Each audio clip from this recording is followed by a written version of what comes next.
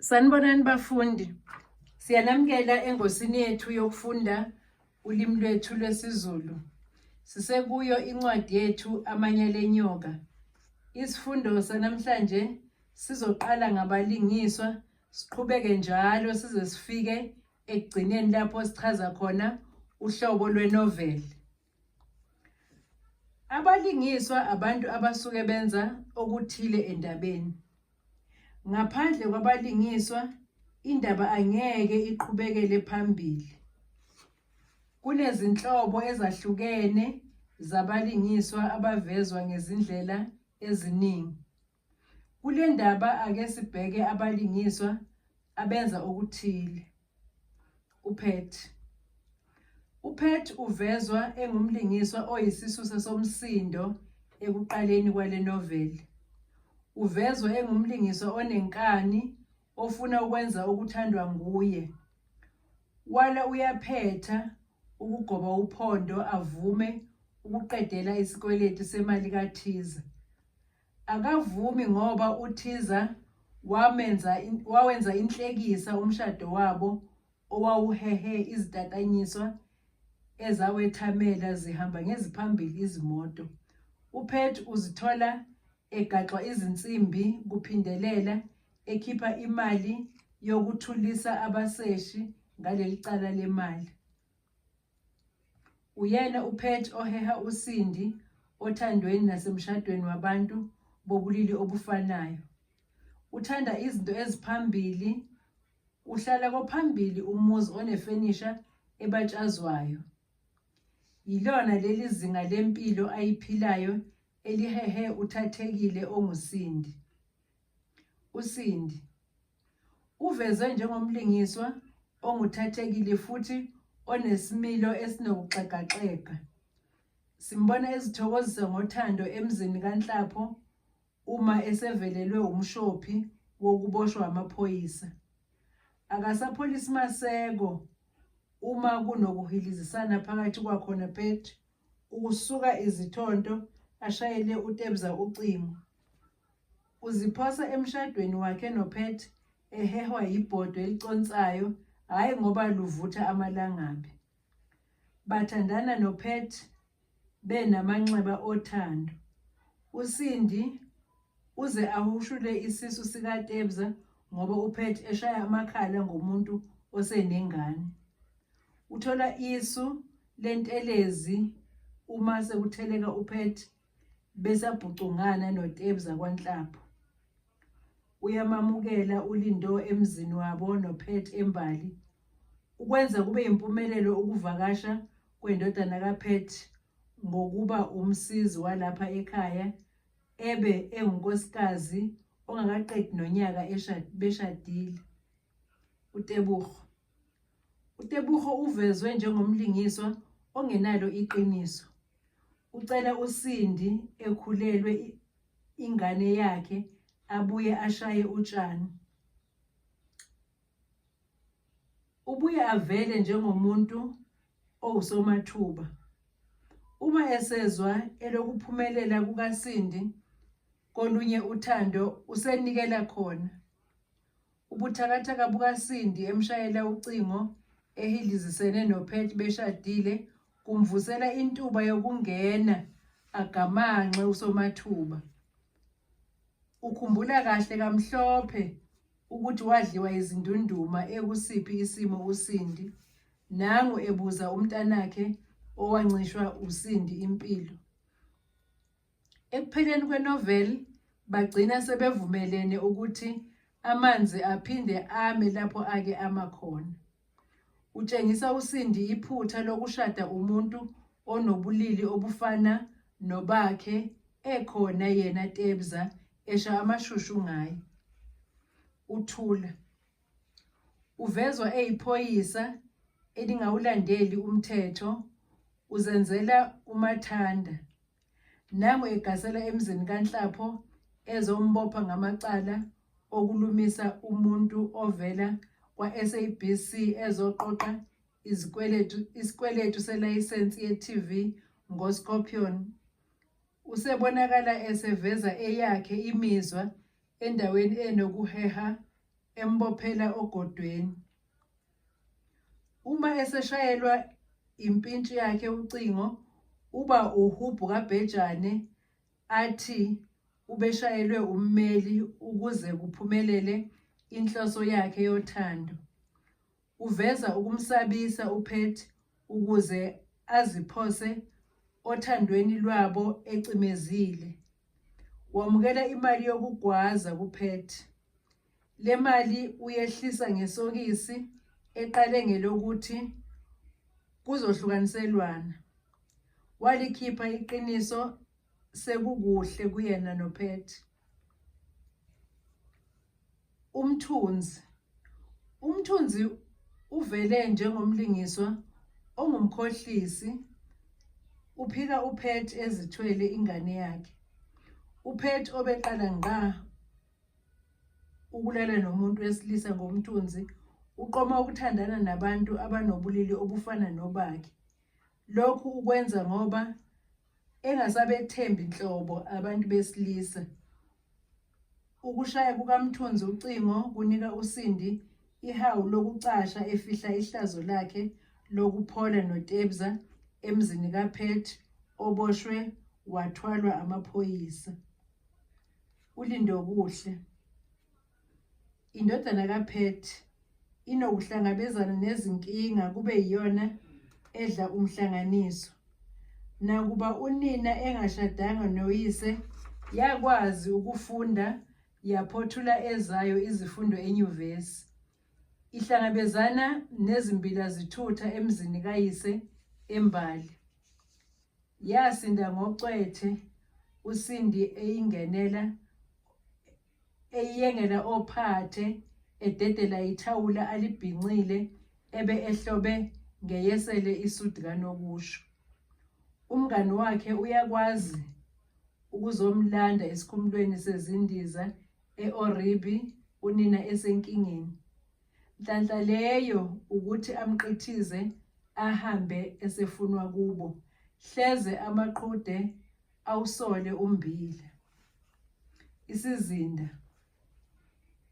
sihlukene kathathu, okuyindawo lapho umdlalo udlala khona, inkathi kanye nesimo senhlalo emdlalweni. Indawo lapho kwenzeka khona lezi zigameko iseMbali kwelinye lamalokishi aseMgungundlovu kwaNdongazibomvu. Kule nyuvesi okuyilapho bebonana khona uPat noSindi. Indlela abaphila ngayo. Iyaziwa indaba yabantu abathandana bebulili bunye, abanye baze bashade nokushada. uPat ushade noSindi. Banesithabathaba somuzi kwelinye lamalokishi ngasekliniki iMbalenhle. Kusetshenziswa amatekisi athwala umphakathi ayiphathwa yamabhasi nezitimela. Phambi komuzi kaNhlapho kunojenga lukalayini olulindele ukugibela luye emsebenzini. Abadlali kaPondo bazisebenzisela ezabo. Kunemoto eqoqa udoti ngezinsuku ezinqunyelwe lokho. Iwona lo mgqomo osiza uSindi ukukhipha uTebza inhlanzi isishelwe amanzi. Amasiko nenqubo abakholelwa kuyona. Likhona idlanzana elisebenzisa amakhathakhathana. Nangu uSindi esebenzisa icebo lokuthi uPat amlethele izintelezi ageze akhiphe isinyama ngoba kade evalelwe. Owenze okuphambene nengalo yomthetho ukhalelwa amasongo kasigonyela. uPat asemlande amkinatela ngozankosi kwaze kwaba kabili. Ubekwa amacala okungakhokhi nokulimaza umuntu ovela kwa-SABC ezoqoqa isikweletu selayisensi ye-TV ngokumsasazela amlumise ngokubhova wakwakhe. Isimo senhlalo. Iyaziwa inqubo yokucela ngaphambi kokushada. Sithola uTebza ebiza uSindi ngengoduso yakhe ayeyicele izithwele. Lutho umshado, insizwa yanyamalala okwamanzi esihlabathini solwandle. Iphela inoveli sebebuyelene baqhuba lapho babegcine khona. Imishado ihlelwa yilabo abanekhono lokwenza lo msebenzi. Yisona sisusa sesixakaxaka ngoba uThiza oyenikwe lo msebenzi kuboshwa ifindo emndenini wakwaNgema nakwaNhlapho washaya udaka. Okuxakayo eyakhe inkokhelo uyifuna injengoba injalo ingacozuliwe. Uma sebebopha ifindo kuhlanganiswa umndeni wakwaNgema nakwabaloyi kucelwa sona lesi sihlabani. uPet naye wayethathwe ama-DVD ayo lensizwa emsebenzini eyiwenze ngaphambi komshado wabo. uThiza wayewasebenzisela ukukhangisa ikhono lakhe ayaziwa ngalo. Imishado yobulili obufanayo ivunyelwe. Sithola umshado kaPet noSindi uthanyelwe izindimbane zabantu eKismet ehhotela lakhona eMgungundlovu. Izethameli kwakuyibo abanobudlelwane bobulili obufanayo. Kuyavezwa ukuthi abakwaNgema bake bathanda ukushaya amakhala babuye bagoba uphondo. AbakwaSidlodlo bayawalandela amacala ziboshwe izigilamkhuba. Abasolekayo abagcini enkantolo bashushiswe okuveza umkhonyovu ekusebenzeni kwabezomthetho. Amaphoyisa akhuthaza ukugwazelwa okuveza ubuthakathaka obungakhuthazwa esikhathini esiphila kusona. uPet uhanjiswa ngayo imoto yomthetho eyokhipha imali kule nxanxathela yezitolo zase-Edendale Mall. Le mali yehliswa ngesokisi usayitsheni ozibiza ngonjapha abuye azibize ngonjilo. Kule ndawo epholile ngasedamini ethandwa izithandani lapha kubiyelwe ukuze abavakashele le ndawo bazizwe bephephile. Ubani owaziyo hleze asebexabana bangahilizisana bagcine sebephosene phakathi kuphele ngeswayi.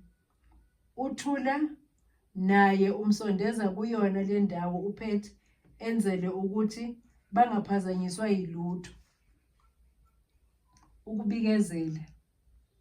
Ngesikhathi umbhali ebhala usebenzisa leli khono ukusivezela okuthile okuzokwenzeka endabeni kungakenzeki.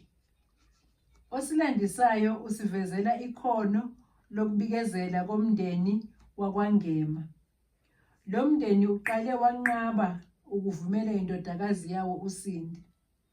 Uma usugcina uvumile uthi siyoyicela ivuthiwe, ubikezela ukungahambi kahle kwezinto, ukujeqeza emuva. Leli ikhono elisetshenziswa ekubhaleni lapho abafundi bendaba baziswa okuthe xaxa ngemuva lomlingiswa. Liyavela lapho uSindi ecasulwa uThiza ngokubasela imali yakhe esele engumvuzo wakhe wokubahlelela umshado wakhe noPet okwakumele ube yindumezulu. Usho nokuthi baphoxeka bahlekwa ngabantu ngomshado owawungekho ezingeni elibafanele. Ukusho lokhu ngoba uPet ungumzimba olenga inkece, ingwijikhwebu. Lapha sithola izinto ziguquka kuthi lokho ebesikubhekile ukuthi kuzokwenzeka kungenzeki. Ukuthola ukuthi uTebza uye lo ngqondongqondo owenza uPet abe indawo yokudlalela amaphoyisa. Ukwenza lokhu ngoba eziphindiselela kuyena ngokushada nengoduso yakhe. uSindi ugcina ephindela kusithandwa sakhe esidala, kanti uPet yena simthola esethandana noTT. Ukuba nomcabango wokungase kwenzeke. Sizwela uPet uma esephenduke ibhola labaseshi. Lokhu kwenziwa ukuthi sibone lokhu ukucishelana amehlo kwabomthetho. Yikhona okwenza sibone ukuthi kukhona ukushaya amanzi. Nangu uTebza esemcela umseshi ukuthi amshayele ucingo uma sebemdedela ukuze angabhadanywa kwanhlapho esathokomele ebusa. Umsebenzi womlandi. Izindaba eziningi esizifundayo zisuke zinomuntu ozixoxayo. Umbhali wendaba uyaye enze sengathi kukhona lo osixoxela indaba oyibuka ngamehlo omuntu umi buqamama nalento eyenzekayo. Umbhali usebenzisa isu lomuntu oxoxa naye kukhona akwenzayo endabeni. Elinye isu ukuxoxa indaba ungekho phakathi kodwa ubona konke okwenzekayo. Kule ndaba umxoxi uvela ebona konke okwenzekayo kodwa yena engeyona ingxenye yendaba. Umyalezo nendikimba. Uma seyifundiwe indaba, siyaye sifune ukwazi injongo yokubhalwa kwendaba nokuthi imiyalezo muni esiwutholayo. Le novel isethulela umyalezo othi amanzi ayema lapho ake ama khona. uPet uphendulwa uTebza, umuntu ogwaza kwasa emaphoyiseni ngoba nje embona eyisiphazamiso phakathi kothando lwakhe noSindi. Kuyaphethakala ngoba inoveli iphetha ngoTebza noSindi bejabulele amalungiselelo omshado wabo. Umoya. Lapha sibheka umuzwa oqukethwe indaba yonke ize ifike ekugcineni. Izehlakalo zale noveli ziletha umoya wokukhathazeka. Ukusho kukaThiza zisuka nje ukuthi akalethe okungokwakhe kukhuphula izinga lokukhathazeka. Ilukuluku. Indaba ebhaleke kahle yileyo othi uma uyifunda kungavumi ukuthi uyibeke phansi, ulangazelele ukuzwa ukuthi siyoba yini isiphetho sabalingiswa. Ukuzithola kukaPet edidwa inkulumo kaKapteni noThula kusenza singayibeki phansi incwadi. Sesifuna ukuzwa ukuthi sizoba yini isiphetho sobudlelwano bukaPet noSindi. Ukungqongqoza ukuphazamisa izithandani uThula noPet kushiya sizibuza siziphendula ukuthi uzoba yini umphumela kulokhu okubahlanganisile. Ukufika kukaLindo ezovakashela unina engazi ukuthi ushade nomuntu wesifazane kusenza sicabange ukuthi ingabe uzothini ngonina amkhonze kangaka futhi kunguyena mzali amaziyo. Uma engamtholi ocingweni akufiki lutho okumkhathazayo. Ubabele kubo nokubona nezithombe zomshado kanini. Ukugasela kukaMthunzi kwanhlapho kusicabangisa ukuthi akuzukusuka yini esinamathambo kubanjwane ngezihluthu uThula noMthunzi belwela uPet. uThula naye usezodla ngandoda kanti noMthunzi usazimisele ngonina womntanakhe. Okungalindelekile. Lapha kwenzeka lokho obekungalindelekile endabeni. Abalingiswa bayaphicana bakhohlisana. Ukuhlangana kukaTebza nabomthetho ukuze baphendle isikhundla sakhe kwaNhlaba. Lokhu bazokwenza ngokumbopha ukuze yena uTebza athole ithuba lokuzenelisa ngothando nosindi. Uma sebecifelana amehlo, kuba khona ukusola okuqinisekiswa ukusho kwakhe ukuthi bamshayele ucingo uma sebemdedele. Nangempela ukungaphumeleli kwabo ukumthiphisa kunomphumela wokuthi ukufika kukaPet kube ukuphazamisa izithandani zakudala uSindi noTebza. Uthi amaphoyisa asemthethweni nje lawa. Uhlobo lwenoveli.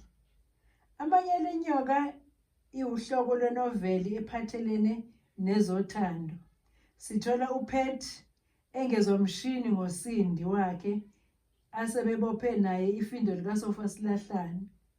Isisu sesodweshu yikona ukungafezeki kwezifiso zabo kuwo lo mcimbi owawuyikho konke kubona. Le nkinga iya ngokukhula ize iyofika esiphethweni senoveli. Babonakala bekushaya indiva okuphawulwa umphakathi ngothando lwabo oluvutha ekhaleni. Siphela lapho-ke isifundo sethu sencwadi yethu yamanyala enyoka. Bafundi, siyacela-ke ukuthi nicofe ulike no-subscribe no-share ukuze nidlulisele lesi sifundo kubafundi abaningi basizakale. Siyabonga bafundi.